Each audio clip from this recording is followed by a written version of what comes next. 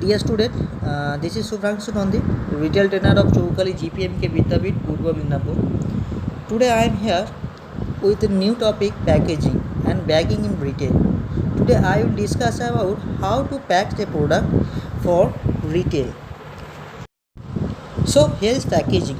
Packaging is a process by which we can give a beautiful look for a product and also help us for motivation the customer. Being also done for measurement safety for a particular product.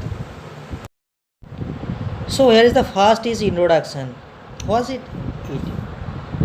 Packaging is a process of covering, wrapping of goods into package, and packaging involves the designing and producing the wrapper for a product. And packaging is next to branding and branding. Packaging is essential for offering goods in safe and secure positions to consumer.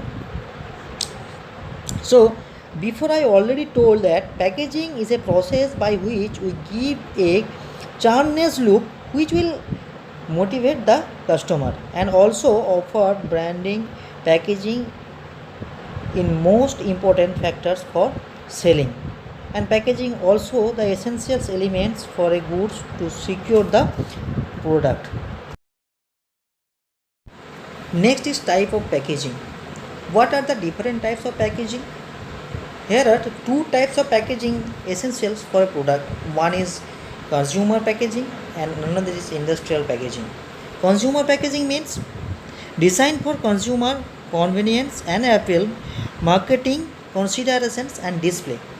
Means which helps to design a product and also marking a good display in the market. And the another is industrial packaging. Industrial packaging is a focus on the handling, convenience and protection during the transportations. Means industrial packaging basically helps to save the product during transportation. Now, what are the functions of packaging? This is basically two types. One is primary functions and another is secondary functions. Now, here is the primary functions, which is classified into 5 categories, which are presentations, protection and preservation, economy and convenience. So first is presentation. Presentations of products should be attractive and eye-catching. Means when we want to make a packaging for a product, we always mind it that it should be eye contacting, catching power for the customer, and it should be motivated for the customer. Next is protection. Protection increases the life cycle of a product, means which helps to increase the stability in the market. And next is preservations. Preservations mean it improves original colors, quality and flavor etc.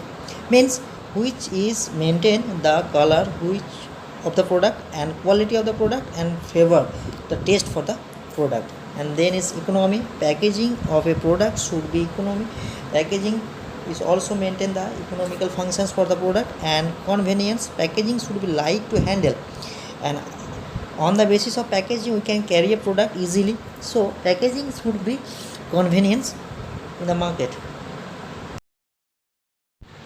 Now here is secondary function. Secondary functions are also classified into 5 categories, which are containment, identification, suitability, labeling and handling. First is containment. Containment means pre-measured, pre-weighed and then placed in box. Means when we pack a product, that time we think about the nature of the product, and on basis of that we make container for that particular product, because of not change in pre-weight and damage the product. Next is identification. Identification means packaging helps to identify the product easily. We always try to find a product with a logo and on the basis of packaging style. That's why company always try to maintain the packaging style. Next is labeling. It helps to promote the sales of goods. Consumer always want to buy a product after reading the label like manufacturing date, expiry date, So labeling always increase the sale of a product. Next is handling. When package is light in weight, it facilitates easy handling in cargo. Means when we make packaging, we can divide a product into small container and which is helpful for handling. And next is suitability. Packaging should be matched with the product. It's very important for packaging. So before I already told that